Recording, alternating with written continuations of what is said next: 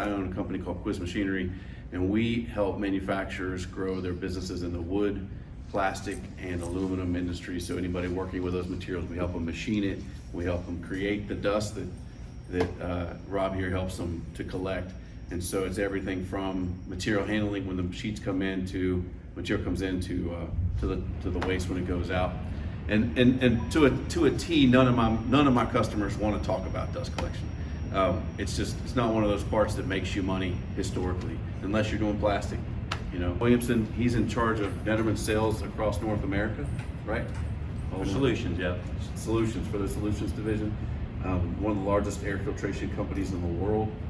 Got a call the other day from a firehouse asking if they had a solution for cleaning out the air from the truck running and fumes, mechanics. Not really my world, but definitely their world. So any questions you have about cleaning air, you can help. Thank you guys for being here. Rob. All right, without further ado. And I will say this, Jason, that the marketing department, they love that name. I was a little hesitant, to put it on here, but you'll see I use it a few times. Yeah. So we want to talk about how to make your dust collection suck in the right way, right? Something you guys improves your world. My name is Rob Williamson. I'm the VP of Technical Solutions / Business Development for Nederman. Been in dust collection for more years than I want to admit. This is my life. We will try to hit, at a little bit of a higher level today. We don't have that big of a group, so I'm more than happy to entertain questions as we go. And at the end, I'll give you a chance to ask some questions. But I'm going to leave you with a couple things that we'll talk about as we go through. So we're going to kind of start with the format of what are the top 10 things that you need to do to make sure your dust collection sucks in the right way. So we'll go through these.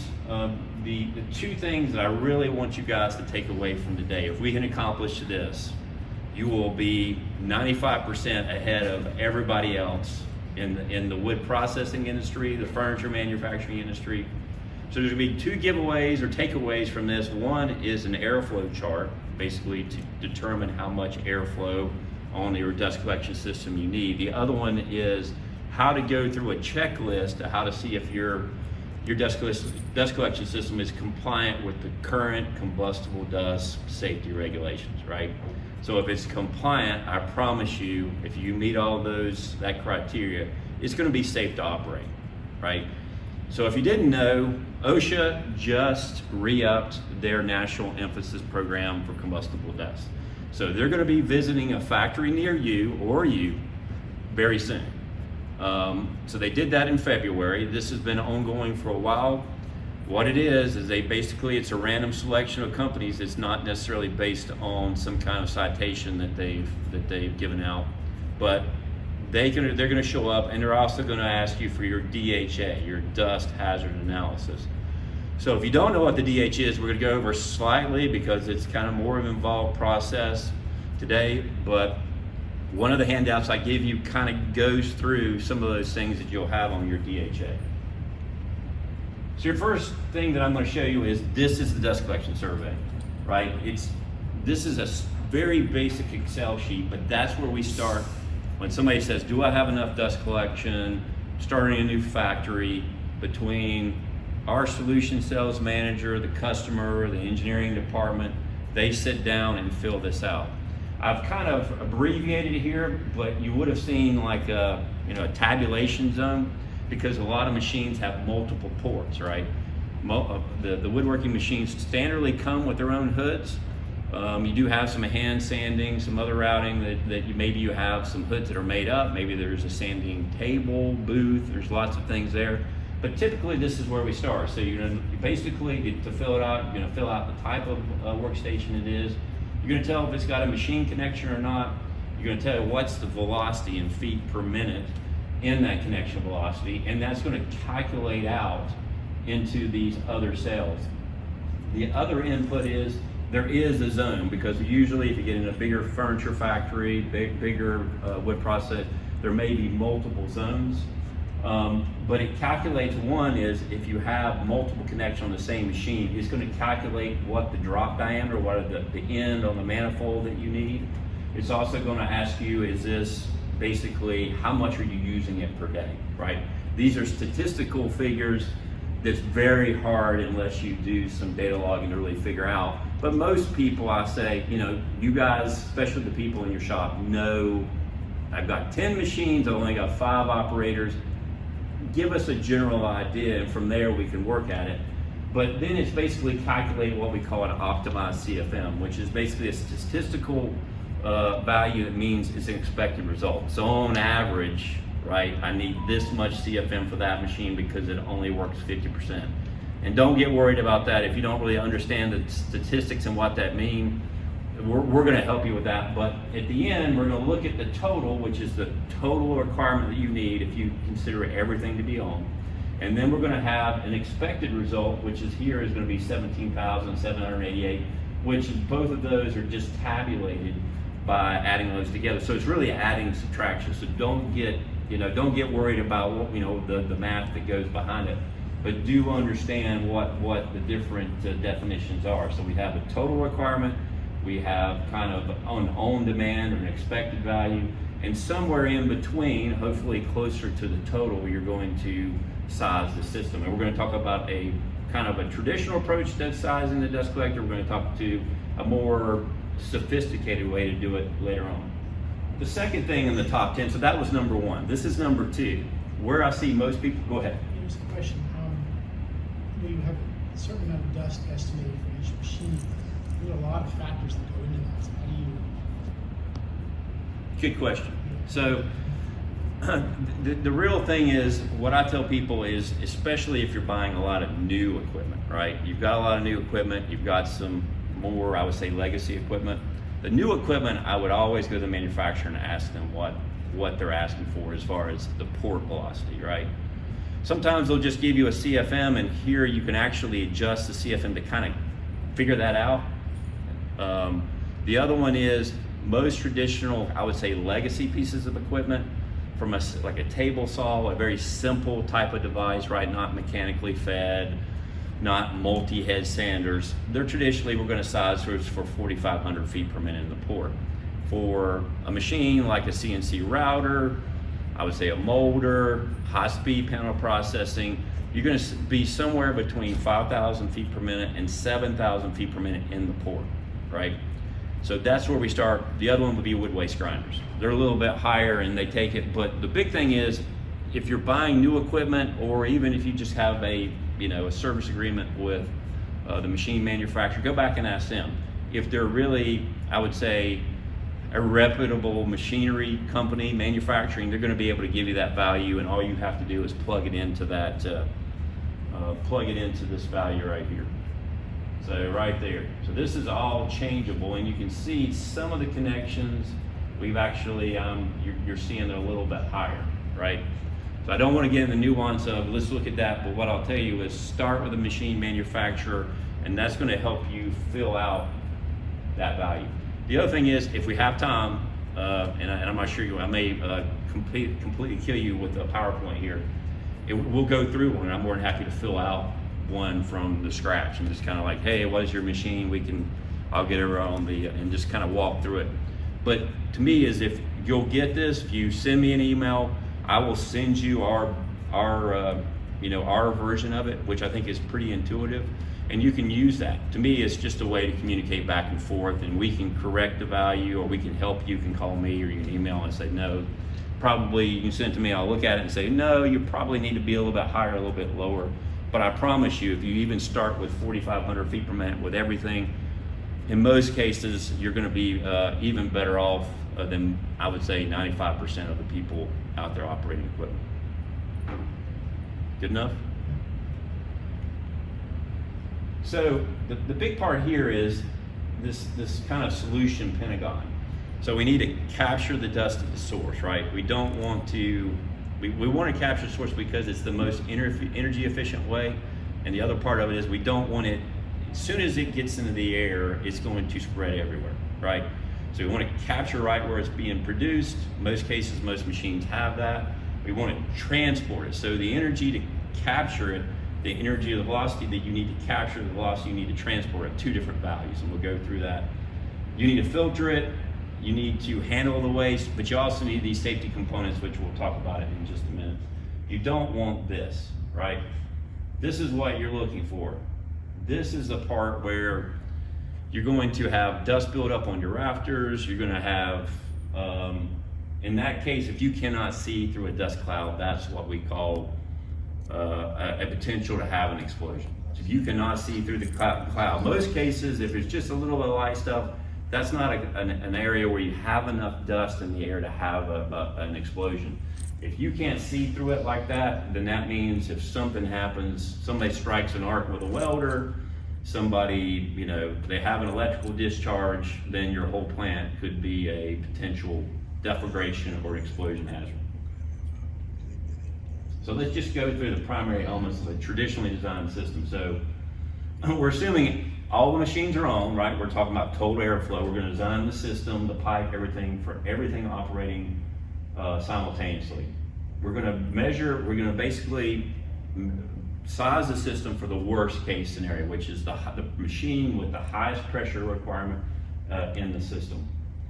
We're going to design the system to make sure that none of the dust settles out in the pipe system, right?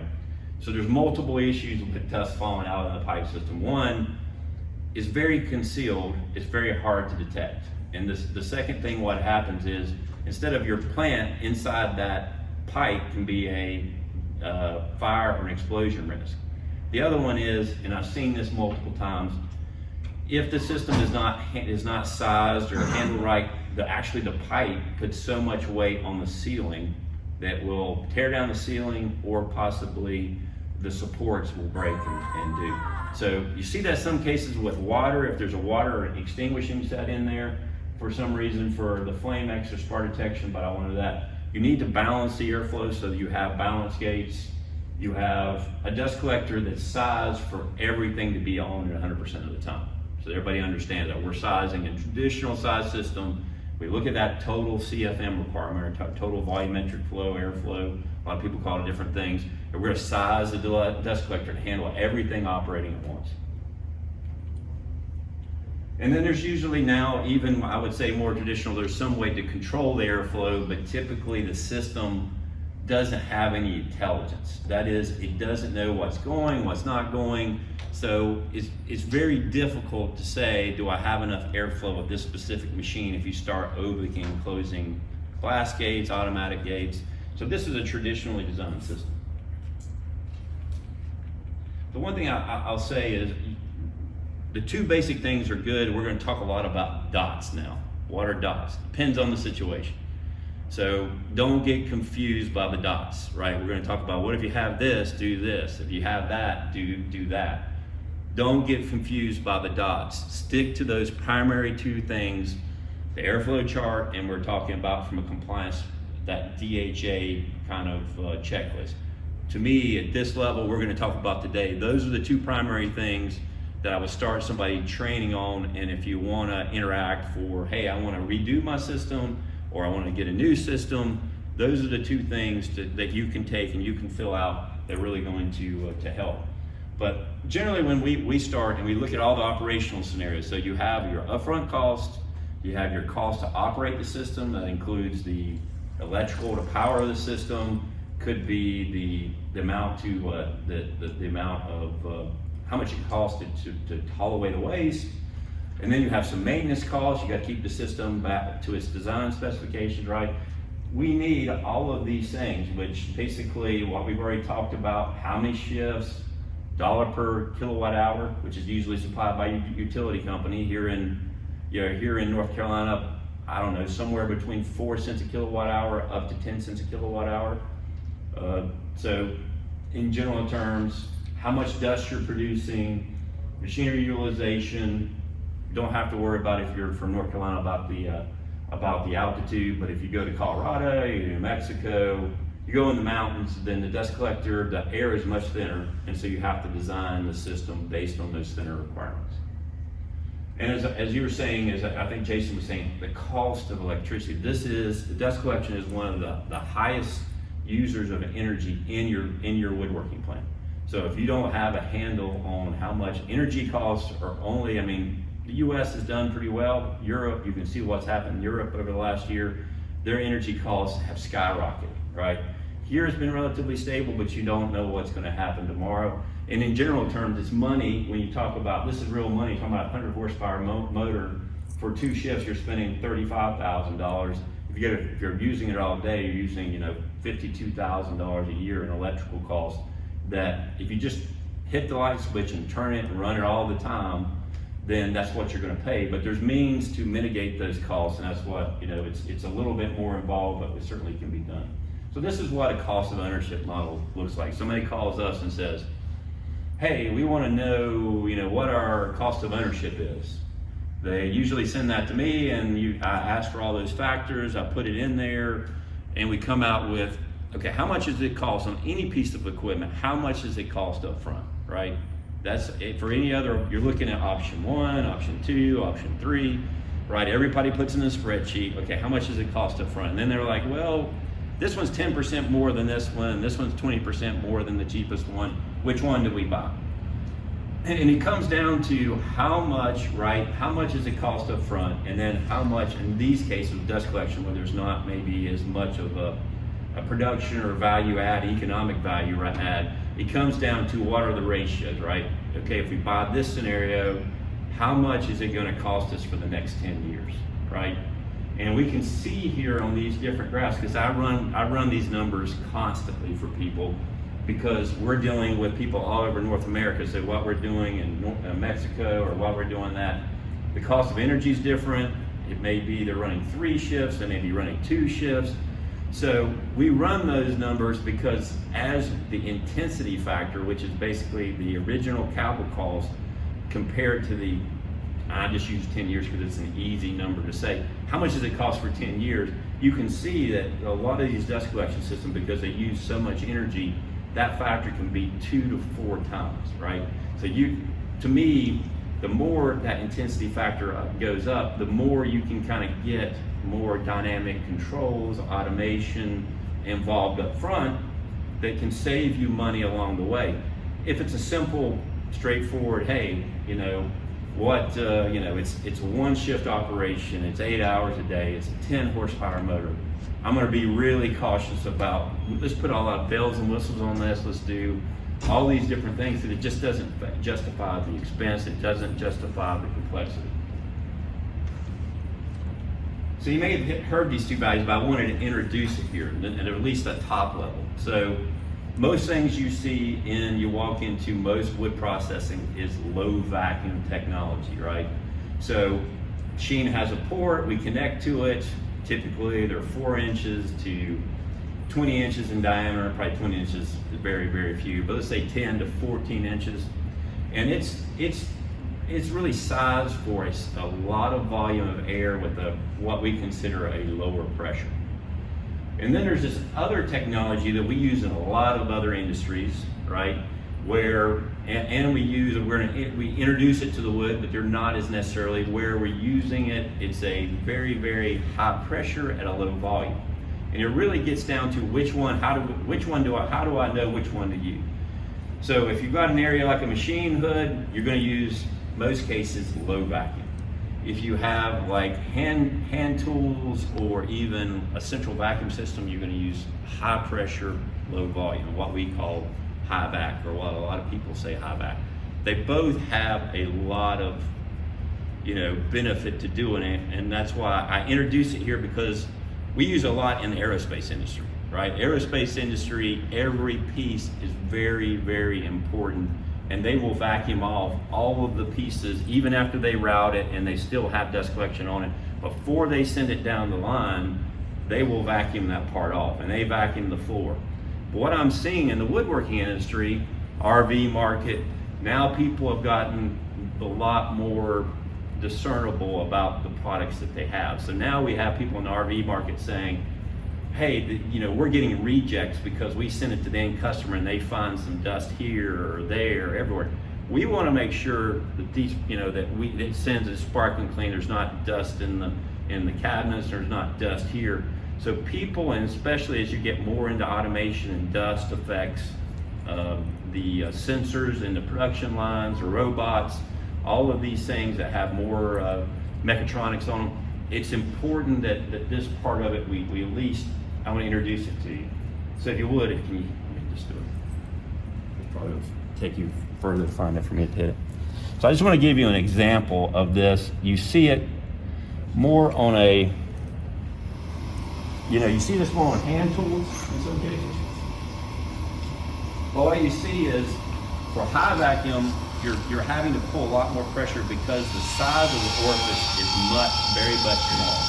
So you're dealing with, from low vacuum to high vacuum, you're pulling about 20 to 30 more times, right? So where we use 10 to 15 inches of water gauge, we're going to be using probably, I would say, 10 times that amount to actually pull it through. The good part of it is, right, if you look at the capture area for high vacuum and low vacuum, for high vacuum it's a beach ball. So if you can get that dust in a beach ball, you can collect it, you can capture it with low vacuum. But from a sense of high vacuum, because you're using so much energy, you're trying to direct that so close that you really have the size of your fist. If you can't get that close to it, then high vacuum is not. So you can think, sweeping on the floor, which I'm going to show you next, or on hand tools, or even different types of drilling that we see. You can see here him using it in a bakery, it looks like, for him cleaning the floors.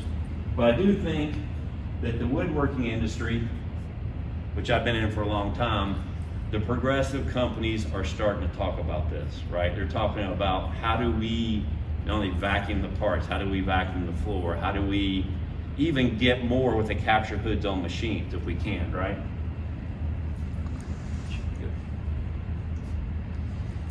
The next thing in the top 10 list is the most critical thing when we start on any type of new system or specifying it for engineering. Where does the dust collector go? It's the most time that's spent in when you're doing the engineering process. And why is it?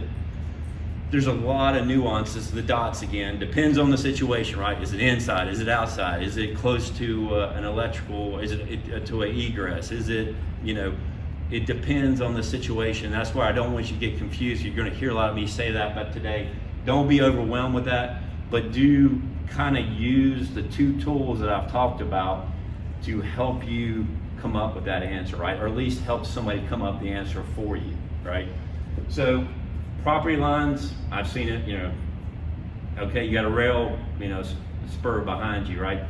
They own a certain amount, you can only be so far away, right? Or your property line. How do I get it to maintain it? We've had helicopter fans and systems onto roof of buildings, and you're thinking they want it like this way. This is mainly in Canada, but they want it like, how are you going to maintain that? They're in the middle of winter. There's reasons they do that, but you wonder, hey, how do we do that? How do you get the containers out?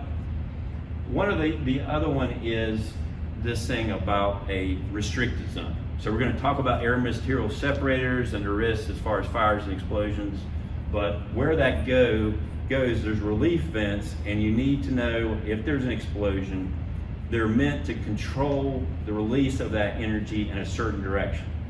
Not a place you want to put a picnic area, not some place somebody wants to hang out, because if they are, they're going to be, playing a scene in Firestarter.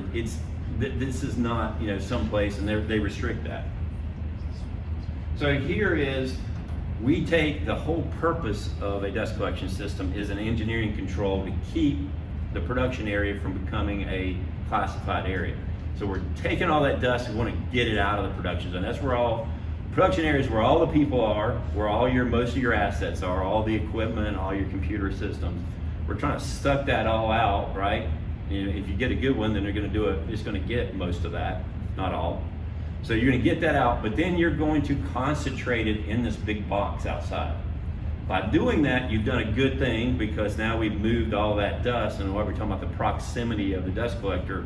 The best place for a dust collector after 30 years of me doing this job is outside the plant, right? Seen 3 fires this year. This is not going away. It's going to be, and we'll go through why it is. Best place for a dust collector you're always going to ask them to say start outside, but that's going to be, there's some cost involved with that, so that's the reason it doesn't always happen. But anyway, so we accumulated in the dust collector. So the system, the dust collection system, has to be treated as kind of this special process system, right? So you need special safety systems. You need the people that handle it or operate around it know what it is. The primary way that we know that there's, right, if there's some kind of risk there is this pentagon. You have a fire triangle, which is the material, combustible material, competent igniter, right, and oxygen. That is the fire triangle. If you have those three conditions, you're going to have, most likely, you have the potential to have a fire. The other one is for a deflagration or explosion, and you add basically confinement and dispersion, and now you put that in a box and you put a competent igniter with it, and now you have an explosion that can result in lots of damage and harm to individuals. So there is, again, this is what's on your DHA tool. It has listing out all these special safety devices, but it comes down to three things, right? Three things, if you understand that, the three levels of protection. One is we want to prevent these 5 things from happening. These 5 things, if you can keep those from happening, and we really want to take 2 of those away. So we want to make sure definitely there's not a competent igniter, right? We can handle that, but or the ignition source, but we really want to take out, the dispersion at least in the right densities. So the other one is isolation. These are more reactive things in the sense that if you have an event, you're not spreading it around into your plant. We don't want to go back into the plant. So isolation, and then mitigation is if you have the explosion, you want the damage to be controlled, limited, and not necessarily, affecting other things around you. You don't want to affect your neighbors or maybe your employees' cars or whatever. So, as we said, OSHA has just renewed, in February, they renewed the National Emphasis Program. And so part of that emphasis program, they are going to look for your dust hazard analysis. And where did that come from? Well, the dust hazard analysis came from National Fire, this is all kind of acronym soup, but National Fire Protection Association. 652 is something that they released, and it basically says everybody that operates something and handles combustible dust must have a blueprint of how to do it safely, right? And so this DHA is a hazard analysis, but it also gives you operating parameters of how to operate your facility safely, which includes a lot of things which we'll hit on a little bit. The other one is, here is from Dust Safety Science, here's what happened in 2021, right? In the wood industry, there's been 35 fires, there were 35 fires, there were 14 explosions, because sometimes you really can't you can have a fire and we see more fires, and this is probably a pretty good representation of the ratio. You had 32 people injured and you had 6 people killed. The wood industry is not that big of, that's not that big of a place, and we had 6 people killed, and I would say since the last 15 years, there's been a lot of emphasis, not only from, I would say, the safety personnel, safety consultants, the insurance companies, which now have gotten on, I would say, are even more stringent with the people they're underwriting, but also, of course, I think, from OSHA and everything. There's more awareness. You need to know this thing because they're going to come to a factory near you in this national emphasis program. And the other thing is, like I said, these numbers, and I don't have a trend.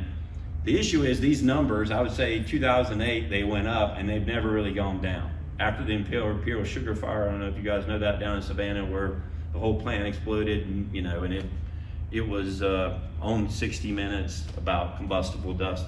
This is happening, you need to know about it, and you need to know, what is a DHA, right? And you also need to know that from a sense of, you need to do it whenever you change the process, and then you need to keep it up to date every 5 years. So, but if you have one, I would say last year, there was a lot of people that were asking questions, but if you don't have one, maybe something you need to ask about. So this is what a DHA looks like, right? And I'm just gonna take it over. They're gonna start, is your dust combustible, right? And there's certain tests you can run in a lab that says, send us a couple samples, take some off the rafters, take some off the floor, take some off your equipment, take some off your silo. They're gonna send it to the lab and they're gonna test whether it is. For wood dust, if it's dry, less than 12% moisture, it's combustible. And if the OSHA guy walks in, it's gonna be a very short argument about that. Even the pallet companies now have starting to move to saying their dust collection systems are handling combustible dust, and they are very primitive in most cases. So you're not getting out of that. It's going to be combustible, better know it. The second thing is going to be, okay, where is the dust in the facility, right? In the different areas, you're going to look at different areas of the plant. They're going to look at the production systems. They're going to look at the process systems, which includes the dust collection, mechanical conveyors, and they're going to go through and look again for those 5 things we just talked about, right? They're going to look for the dust. They're going to look, is it in the confined area, right? Is there oxygen there, which there's not many wood plants, you're not going to have oxygen, right? And then they're going to look for, is there a possibility for a competent igniter? What are the scenarios? And this is how you do the DHA. You go through that, and then they're going to decide, okay, we're going to have an engineering control to make sure that you don't have all those conditions in that area. So that's why you need dust collection. But now the dust collection is the place where, one place in the plant that you're going to have 4 of those things, especially when the system is cleaning all the time. All you need is a competent igniter. Now you got a fire, explosion, who knows, right? That's why I say is we want to keep, the reason we want to put it outside in most cases, right? There are other cases that we're going to talk about that it's not. We want to put the dust collector outside, and we want to make sure it's protected carefully. But here's kind of the process. Okay, here's the dust collector. What's the hazard in the dust collector? What's the probability of having it? What do we do to address that risk? And this is what you keep. You have a team of people, usually not one, people that know the process, people that know about fire safety, management people. But it's a team of people that put this together, and there you go. There's your blueprint. You do this is how we handle training. This is how we handle change management. So it's all in one place. Call your DHA. And when the guy from OSHA shows up, you go, all right, do this. Having the 2 tools that I have, I promise you, those are all the things he's going to ask you. Like, okay, where is the engineering backup to all these dust collection systems? Where are they? So we talked about, and I've talked about putting the dust collector outside all the time now. Now we're going to talk about the dots. Depends on the situation. There's certain exclusions within, if you look at the prescriptive things of like, okay, to be compliant, they want the dust collector outside. There's a few exclusions to that based on a limited number of subsets to say, hey, I can put it in the plant, but it has to be a certain type of dust collector, has to meet all this criteria, right? It needs relatively small, less than 5,000 CFM capacity. You need to, make it enclosureless because we don't want to have it confined. We don't want to allow it to be cleaned because, again, when you clean a dust collector, it basically turns up the dust in it. So the density of air and material are just right to have an explosion. So the most dangerous time to see a dust collector, to be around a dust collector, is when it's clean. If you can hear it shaking the bags, if you can hear it pulsing, if you're there, you're probably, and there's something that happens downstream or somebody does something, that's when you're gonna have a fire and explosion. So that's the primary area where we don't want to be around a dust collector. So here's all of these specific things that you have to meet. The other one is you can have multiple of these enclosureless dust collectors, but they have to be spread apart. So basically, if there's a fire in this one, it's not going to spread to the other dust collectors. All of these are special conditions are the reasons why we just said it has all of those conditions to have a fire and explosion. If you put them inside, you're going to have to meet all this special criteria. The biggest thing I see is people try to put them on more automated equipment. So not used for sander molders, abrasive planers. It's really not meant for machinery that's, you know, high production and it's going to create a lot of fine dust, because the finer the dust, finer this type of organic dust is, the more reactive it is. And here you can see a copy of the National Emphasis Program. This is a good, if somebody wants this, you can Google it, but I'm more than happy to share the latest and greatest one that came out in February. But this is very self-descriptive. If you read this, it's going to tell you, they're going to come to your factory and ask all of these questions. So if you don't have an answer to that, that's a good place to start and make sure you're covered. Now this is a little bit nuanced in the sense you're going to see, when you're talking about dust collectors, a certain amount of fabric, or there's different types of filter medias that you have to, you're going to see all different sorts. You go to a trade show, you're going to see, you're going to see people say, hey, bags. You're going to see these things that look like car air filters, right? They're going to be pleated. You're going to see different types of cleaning. You're going to see shaker. You're going to see pulse jet. You're going to see reverse air. So all of these have to be, taken into consideration. But because we're talking about wood waste, the wood waste looks like this, right? Where you have a mixture of chips, flakes, dust. It has a tendency to mechanically bridge, right? It has if you looked at it under a microscope, especially even the finer particles, it's going to look very fibrous in nature. And the issue with that is it can kind of interlock, and traditionally, unless it's just you're dealing with the sander or very fine amount of sanding dust, we're going to say use a tubular bag. And the reason is that stuff will get into the pleats of here and these type of filters, and it will plug up over a period of time. People can try to make secondary barriers, but the cost, again, we talked about not just the upfront cost, but the cost of ownership, because you're spending money to maintain it, replace the filter elements, and you're also talking about how much it costs to electrically to do it. Then, to me, for this industry, right now, we do welding, we do vehicle exhaust, we use this type of filter media, but I would be very, very, very cautious unless, again, as you see it, if it doesn't look like that, right? If it doesn't look like really fine sanding powder, I would be really cautious about using a pleated filter element in this industry. So with that, there's going to be, it's one of the top 10 is just maintenance and optimization, because people have a great plan when they start, but then there's a lot of key elements that they don't consider to make the system very easy to use, to make sure it's dependable, it's reliable. So an operational plan, right? How do we start and stop the system? Right now, we're doing a lot of things for a system where it's automatic. We have a real-time timer, and if you have a big enough plant, it's almost like the lunch bell. It turns the system on, it turns the system off, based on a real-time clock.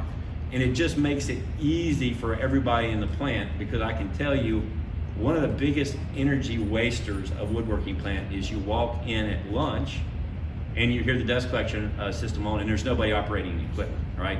So an hour a day, you've got a 100 horsepower motor running full speed, and it's providing a little bit of value. So good place if you're looking to redo it. These figures is good to actually have on a log. We have now IoT systems that actually track that for you, print out reports. Again, make sure that the complexity meets the need. We don't want to do it for a small system, but for our larger systems, most of them come with that capability, and most of them, people buy that when they see the capability of it. And then you need, especially because we're talking about special safety devices, they need to be tested once a year. Your personnel can do it, or you can hire somebody. It really depends on how much maintenance you have. Are they used to dealing with sensors and electronics? If they are, then good. If not, you can hire the manufacturer. Heating air costs. So of course, when you pull the air out of the building, right, you're creating a vacuum in the building. So if you don't return it back to the building, you have this big vacuum. When you try to open the door, you're not being able to. So Now you can open, you know, garage doors, you can open, you can have different types of makeup air systems. Typically, everything in the north, whenever you're dealing with a really, really cold winter, most people returning the plant are returning the air to the plant, which is the most cost effective, but you do have some other, I would say, energy, you have some other safety devices that you need that's going to increase that cost. Waste handling, what I would say is, general rule of thumb is, think about how much your waste, think about how much you can produce in one shift. You should not have to really take any action. So which one we use here, right, is based on, if I make 50 gallons in one shift, then you're gonna get away with the barrel. If you're making less than 500 gallons a shift, you're probably gonna go with some kind of arrangement where you're emptying into maybe a 8-yard dumpster, a 40-yard dumpster. If you're talking about, you know, hey, I'm making 30, 40 yards a shift, then you're looking at some kind of automated loading system, or some cases, because again, the cost to operate, right? Some cases using a briquetting machine will help you compact the material, or a wood waste grinder, or some other ways to consolidate that, because it's gonna cost you to send it to the landfill, and there's a lot of things now that are from a sense of that. But I do want to hit on this, we just got a few minutes. We talked about the traditional approach, now we're getting into the more complex, the more nuanced. So we talked about a little bit about IoT. So you have your machinery, you have your dust collection system, you have now a control panel. The capabilities now, right, with the Internet of Things is, now you can send this through a cellular service to the cloud, and you can send it to a platform where you can get that access wherever. So extremely, if you've not used IoT, or you're not using IoT now, you're not using statistical methods, you're not using this kind of smart software, it's kind of like, you know, using your phone, right? If it's something, after you start to use it, you won't ever go back, because the information is all there, it's summarized for you.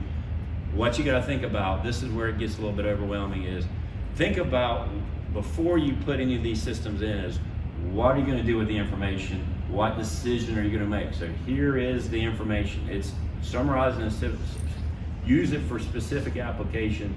Make sure you put the thresholds on it, and then make sure you understand, when this happens, we're going to do that, or we're going to make sure this happens. It can be a little bit overwhelming, you can say. It can be too much information at once. But you can also put now, and this is what we're launching here at AWFS here in a couple weeks, and you see this even from other manufacturers, but I would say what we're currently offering is a wireless system. So we put blast gates, automated gates on the machines, we put a sensor on the machines, right? And then within the different machine clusters, we have wireless, basically transmitter to send it to a central source right here. And you reduce the cost of this in the sense that you don't have to have all that cabling and wiring and network cabling to a central, but we also collect all that information here and put it to the cloud, where you can have it and summarize it for, if you have multiple plants, you know, I'm at home, I want to do the work at it from home, you have access anywhere. The awareness level is extremely good. But this has a number of benefits, and the main thing is what we talked about there, is lowering the cost of ownership of your system. When it costs you $51,000, okay, let's say it's $18,000 per 100 horsepower at 12 cents a kilowatt hour, there is significant savings to be had if you can smartly design the system, either up front or even when you retrofit it. So here's really kind of some of the bigger benefits. It's quieter to operate. So you're not running the fans at any time at 100% in most cases. So it's going to be quieter in the factory. If you do have makeup air systems, they can be tied in, so we don't have to suck out as much. We don't have to put back into the factory. You can leverage the capacity by basically being able to expand the system or add machines to it, not necessarily without making the system bigger. Reduce maintenance because you don't have as much airflow going through the system, so you don't have to change the filters as much.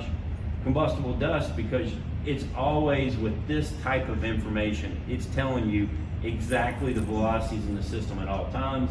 And of course, energy reduction, we say 70%, but I say you start with 50%, and we've done these systems multiple, you start with there. And the surplus of information here is data. I mean, we can give you now that the dust collection is connected to all of your machines, right? We are measuring when you're turning them on, when you're turning them off. Now that's going to be summarized in a nice way for you in a dashboard, and you're going to be able pick up my phone, now you're your phone, and you're going to be able to tell, okay, how long did that machine run today? How much did that machine run today compared to last month? How did we do it over a year? You can look at that and say, is this person working today, right? Maybe it's just a very, very critical piece of production equipment. You can now, because the dust collection, the one thing good about it, it kind of doesn't matter what make it is. It doesn't matter if it's a BSE or a HOMAG or whatever. It's tying everything together and putting it into a common language and allowing you to access that. So that's the surplus that's coming out of it. Still, I'd say it's on relatively raw. I mean, from us, the capabilities are endless and the information is endless, and that's why I would say, think about, we are helping you summarize it, but we can even customize it past that point for specific operations. So again, I'll give you my email address. To me, the airflow chart, critical to determine how much air. Again, the two questions I want you to be able to answer is, how much dust collection do I need or do I have? What's your requirement? And the other thing is my system compliant, right? So when somebody shows up from OSHA, they can say, hey, or at least you have an issue to go to the next step. Take ownership, right? You've got the tools. Dust hazard analysis, it went in force from an overall regulatory standpoint back to September 20th, 2020. You were supposed to have a DHA for anybody handling wood processing materials or combustible dust, right? It goes beyond just wood. And then there's these other technologies. IoT is coming, and I think we're just on the verge of how things are going to be communicated. So to me, it's communication technology. It's data driven, and I think to me, I'm using it more and more, and you did it the old way, now I'm doing it the new way, and it's just from a productivity, it's really about making better decisions, and by making better decisions, you become more productive, right? That's the whole part. So I'm late, but any questions that you guys have? So here is our website. If you got questions, here is the DHA tool, and I'm more than happy to send that to you. We have some other white papers you guys are interested in, as far as, and they're pretty generic. If you feel free to call me, email me. Jason is the one that sponsored all this, so thank you, Jason, for setting all this up. Hopefully I didn't blind you with science too much or bore you to death with dust collection. It does suck, right? Yeah. We want it to suck in the right way. The best one, the graph. Yeah, I'll take one. Yep.